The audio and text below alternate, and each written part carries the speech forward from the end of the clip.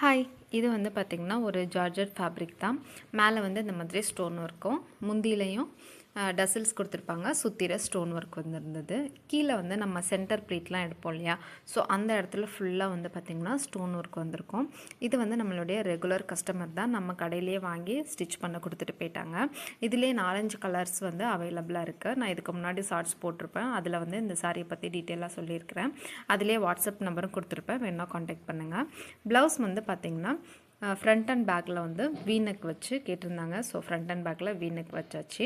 கைக்கு வந்து இந்த மாதிரி சிம்பிளாக ஒரு டிசைன் நெட்டு வச்சு கேட்டிருந்தாங்க. ஸோ இந்த மாதிரி சென்டரில் கோபி ஷேப்பில் இந்த மாதிரி நெட்டு வச்சு கொடுத்துருக்கோம்.